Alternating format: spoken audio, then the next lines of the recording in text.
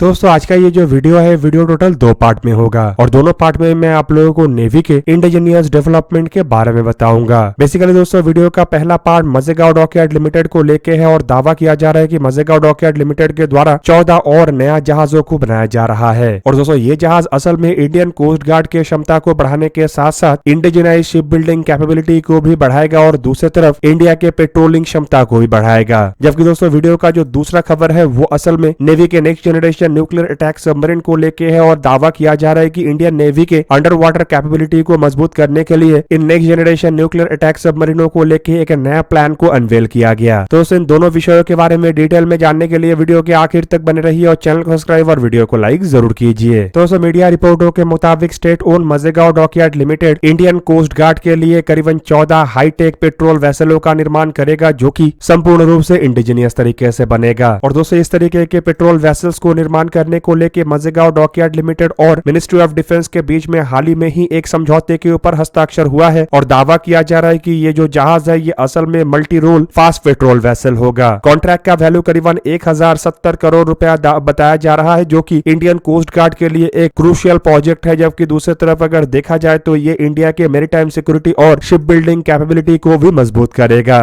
रिपोर्टों के मुताबिक इन 14 जहाजों के जो काम है वो बाई इंडिया कैटेगरी के अंतर्गत किया जाना है जिसमें कि जहाजों के डिजाइन डेवलपमेंट और मैन्युफैक्चरिंग संपूर्ण रूप से इंडिजीनियस तरीके से मजेगांव डॉकयार्ड लिमिटेड की तरफ से किया जाएगा। और दोस्तों ये प्रोजेक्ट एक तरीके से विदेशी कंपनियों के ऊपर से मिलिट्री रिलेटेड इक्विपमेंटों को लेके जो निर्भरशीलता है उसे भी दूर करने को लेके है। और रिपोर्ट में यह भी दावा किया जा रहा है कि इसमें कई तरीके के cutting edge futuristic advance technology का भी इस्तेमाल किया जाएगा। और दोस्तों ऐसे टेक्नोलॉजी में दावा किया जा रहा है कि इन जहाजों के ऊपर में मल्टीपर्पज ड्रोन होगा जो कि सर्विलेंस रिकॉनेसेंस कैपेबिलिटी को एनहांस कर सकेगा और सिचुएशनल अवेयरनेस को बढ़ाएगा। जबकि इसके अलावा wireless remote water rescue craft life board भी होगा जो कि रेस्क्यू जैसे सिचुएशन में बहुत ही बेहतरीन ढंग से काम आ सकेगा और वायरलेसली ऑपरेट होने के कारण एक तरीके से आप कह सकते हैं कि ये बिना किसी लाइफ रिस्क में लाके रेस्क्यू मिशन को अंजाम दे सकेगा। और दोस्तों सबसे महत्वपूर्ण टेक्नोलॉजी आर्टिफिशियल इंटेलिजेंस टेक्नोलॉजी भी इसमें इस्तेमाल किया जाएगा जो कि इन जहाजों की एफिशिएंसी और परफॉर्मेंस को ऑप्टिमाइज करेगा। दोस्तों इस तरीके के हाईटेक जहाज पहली बार की तरह इंडियन कोस्ट गार्ड के लिए बनाया जा रहा है। और दोस्तों इंडियन कोस्ट गार्ड को अगर ये जहाज मिल जाता है तो इंडियन कोस्ट गार्ड के ताकत में ही बढ़ोतरी नहीं होगा बल्कि कई तरीके के ऑपरेशनल कैपेबिलिटी जैसे कि इलीगल एक्टिविटियों को रोकने के लिए मतलब स्मगलिंग ट्रैफिकिंग या पायरेसी जैसे एक्टिविटी को रोकने में इंडियन नेवी के और इंडियन कोस्ट गार्ड की क्षमता में वृद्धि होगा। साथ में सर्च एंड रेस्क्यू जैसे मिशनों को और सेफली और सिक्योर तरीके से इंडियन कोस्ट गार्ड की तरफ से अंजाम दिया जा सकेगा। और एनवायरमेंटल प्रोटेक्शन खास करके एक्सक्लूसिव इकोनॉमिक जोन में जो इलीगल फिशिंग या अन्य एक्टिविटीज होता है उसके ऊपर भी इंडियन कोस्ट गार्ड और बेहतरीन ढंग से निगरानी रख सकेगा। हालांकि दोस्तों वहीं पे अगर देखा जाए तो मजेगांव डॉकयार्ड लिमिटेड की तरफ से भी इन 14 जहाजों को निर्माण करने को लेके काफी स्पेसिफिक टाइमलाइन का जिक्र किया गया और रिपोर्ट में दावा किया जा रहा है कि मजेगांव डॉकयार्ड लिमिटेड की तरफ से इन 14 जहाजों के कंस्ट्रक्शन और डिलीवरी के जो काम है वो 63 मंथ्स के अंदर किया जाएगा। और दोस्तों ये एक तरीके से आप कह सकते हैं कि काफी बड़े काम है जिसे कि कम से कम समय के अंदर अंजाम दिया जाएगा। और दोस्तों इस काम से भारत के अंदर और भी कई तरीके के डेवलपमेंट होगा जिसमें कि कई सारे जॉब जनरेशन होगा। और आप लोगों को पता ही है कि बड़े बड़े मेगा प्रोजेक्टों के साथ साथ कई सारे वर्कर और इंजीनियरों का आवश्यकता पड़ता है और उस आवश्यकताओं को इंडिजीनियस तरीके से मतलब स्वदेशी वर्कर और इंजीनियरों के द्वारा पूरा किया जाना है। मतलब भारत में इस काम के लिए ह्यूज एम्प्लॉयमेंट जनरेट होगा। जबकि इसके अलावा अगर देखा जाए तो कई सारे एमएसएमईज मतलब medium small and micro enterprises भी इसमें इनडायरेक्टली काम करेगा मतलब ऐसे एंटरप्राइजेस का भी ग्रोथ होगा। जबकि इसके अलावा टेक्नोलॉजिकल एडवांसमेंट भी होगा मतलब पहली बार की तरह ऐसे ताकतवर और टेक्नोलॉजिकली सुपीरियर जहाज कोस्ट गार्ड के लिए बनाया जा रहा है जिससे कि भारत के जहाजों में टेक्नोलॉजिकली सुपीरियरिटी भी आएगा और कोस्ट गार्ड में भी टेक्नोलॉजिकली सुपीरियरिटी आएगा। अब दोस्तों चलिए आगे बढ़ते हैं वीडियो के दूसरे भाग में और जानते हैं कि प्रोजेक्ट 75 अल्फा मतलब indigenous nuclear power attack submarine को लेके कौन सा नया प्लान को अनवेल किया गया है। अब दोस्तों प्रोजेक्ट 75 अल्फा या फिर कहे तो नेक्स्ट जनरेशन के न्यूक्लियर पावर अटैक सबमरीनों के प्रोजेक्ट को अगर देखा जाए तो ये काफी लंबे समय से वेट किए जाने वाला एक ऐसा प्रोजेक्ट है जिसके अंतर्गत इंडियन नेवी के लिए करीबन 6000 टन के न्यूक्लियर पावर अटैक सबमरीनों को बनाया जाना है। और साल 2015 में ही गवर्नमेंट की तरफ से इसे लेके आगे बढ़ने को लेके अनुमति दिया गया था। पर दोस्तों 2015 में अनुमति मिलने के बावजूद 2023 तक इसके ऊपर कोई काम नहीं हुआ और अब 2024 के शुरुआती समय में आखिरकार इन सबमरीनों के प्रोजेक्ट को लेके थोड़ा बहुत काम का खबर खुल के आगे आ रहा है जहाँ पे दावा किया जा रहा है कि इन सबमरीनों को बनाने के लिए अब नेवी की तरफ से और वॉरशिप डिजाइन ब्यूरो की तरफ तरफ से अपना कमर कस लिया गया है। रिपोर्ट के मुताबिक वॉरशिप डिजाइन ब्यूरो, जो कि भारत के अंदर जहाज और सबमरीनों के डिजाइन के ऊपर काम करता है, वो असल में इन सबमरीनों को मतलब प्रोजेक्ट 75 अल्फा सबमरीनों को एक सुपीरियर स्टेल्थ सबमरीन के रूप में डिजाइन करना चाहता है, ताकि दुश्मन के पानी के अंदर भी जाके ये सबमरीन अपने ऑपरेशन को अंजाम दे सके और दुश्मन को भनक तक ना लगे। और इसके लिए सबमरीनों के एक स्पेशल हल के डिजाइन के साथ साथ इसमें एक एक्यूस्टिक सिग्नेचर रिड्यूस करने वाले कोटिंग का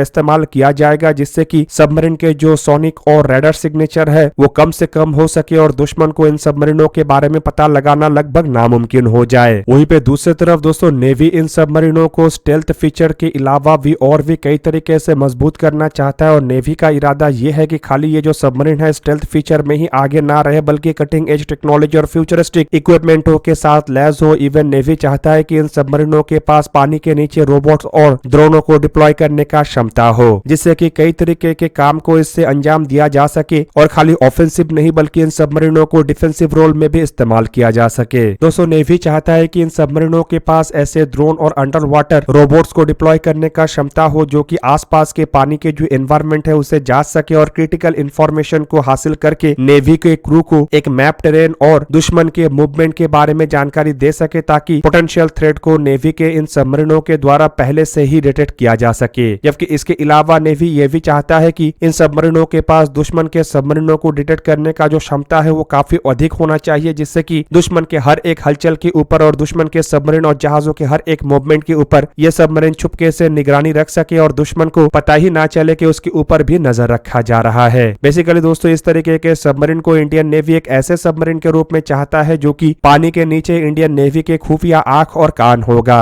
इसके अलावा नेवी ये भी चाहता है कि इन सबमरीनों के पास काउंटर माइन वॉरफेयर कैपेबिलिटी भी हो, मतलब दुश्मन के द्वारा अगर सबमरीनों को ध्वस्त करने के लिए या फिर इंडियन नेवी के जहाजों के मूवमेंट को डिस्टर्ब करने के लिए माइंस को बिछाया जाता है, तो उन माइंसों को क्लियर करने का या फिर उसे डिटेक्ट करके उसे अवॉइड करके आगे बढ़ने का क्षमता इन सबमरीनों के पास हो, जिससे कि दोस्तों दुश्मन को माइन बिछाने से भी फायदा ना हो। जबकि इसके अलावा इन सबमरीनों के पास डिकॉय डिस्ट्रप्शन का भी क्षमता होना चाहिए, मतलब इसके पास इस तरीके के अंडर वाटर ड्रोन होना चाहिए जो कि डिप्लॉय करने पे दुश्मन के सामने सबमरीनों के एक भ्रम पैदा किया जा सके। और आप लोगों के जानकारी के लिए बता दूं कि इस तरीके के भ्रम पैदा करने पर दुश्मन कंफ्यूज हो जाएगा और दुश्मन को यह भी नहीं पता चलेगा कि आगे जो चीज हमारे नेवी के सबमरीनों के द्वारा दिखाया जा रहा है वो असल में सबमरीन है या कुछ और है, और दुश्मन उसके ही पीछे लगा रहेगा। जबकि इस मौके का फायदा उठा के हमारे जो सबमरीन है वो दुश्मन के क्षेत्र से बच के बाहर निकल जाएगा या फिर अपने मिशन को आसानी से अंजाम दे सकेगा। अब दोस्तों नेवी के ये प्रोजेक्ट 75 अल्फा को अगर देखा जाए तो रिपोर्ट में दावा किया जा रहा है कि करीब करीब 1.2 लाख करोड़ रुपया या फिर कहे तो 18 बिलियन डॉलर की लागत से इन सबमरीनों को इंडियन नेवी के लिए बनाया जाना है और 18 बिलियन में 6 सबमरीन, मतलब एक एक सबमरीन के लिए करीबन 3 बिलियन डॉलर खर्चा किया जाएगा। रिपोर्ट में दावा यह भी किया जा रहा है कि इसमें एक कॉम्पैक्ट लाइट वेट रिएक्टर मतलब 190 किलोवाट के रिएक्टर का इस्तेमाल किया जाएगा, जो कि करीबन 2,50,000 हॉर्स पावर तक जनरेट कर सकेगा और इसका जो रेंज होगा ये अनलिमिटेड होगा। और रिपोर्ट के मुताबिक इसमें हथियार के रूप में वरुणास्त्र, हैवीवेट टॉर्पेडो, निर्भय, ब्रह्मोस जैसे सबसोनिक और सुपरसोनिक क्रूज मिसाइल के साथ साथ ब्रह्मोस 2 जैसे हाइपरसोनिक क्रूज मिसाइल और land attack antiship cruise missile भी होगा। वहीं पे दोस्तों रिपोर्टों में यह भी दावा किया जा रहा है कि साल 2030 तक इन सबमरीनों को इंडियन नेवी के बेड़े में कमीशन करने के इरादे के तहत आगे बढ़ा जा रहा है। हालांकि इन सबमरीनों के ऊपर काम असल में अरिहंत क्लास के जो बाकी के 2 सबमरीनों का निर्माण किया जा रहा है वो निर्माण समाप्त होने के बाद शुरू होगा, जबकि वहीं पे अरिहंत क्लास के बाद S5 क्लास के अंतर्गत और भी बड़े आकार के न्यूक्लियर पावर बैलिस्टिक मिसाइल सबमरीनों को भी निर्माण करने के इरादे के तहत इंडियन नेवी आगे बढ़ रहा है, जिसका वजन करीब करीब 13,000 टन तक हो सकता है और ऐसे करीबन 3 सबमरीन या 4 सबमरीनों को बनाने का फिलहाल प्लान है। दोस्तों आप लोगों को क्या लगता है, ये जो इंडियन कोस्ट गार्ड के लिए 14 नया जहाजों को बनाया जा रहा है और इंडियन नेवी के लिए 6 न्यूक्लियर पावर अटैक सबमरीनों को बनाने को लेकर प्लान को आगे बढ़ाया जा रहा है, ये इंडिया के मैरीटाइम क्षमता को कितना गुना बढ़ा सकता है? कमेंट करके अपने राय अवश्य दीजिए। दोस्तों आज के इस वीडियो को यही पे ही करते हैं समाप्त। किसी और एक दिन किसी और एक वीडियो मिलेंगे, तब तक के लिए जय हिंद, वंदे मातरम।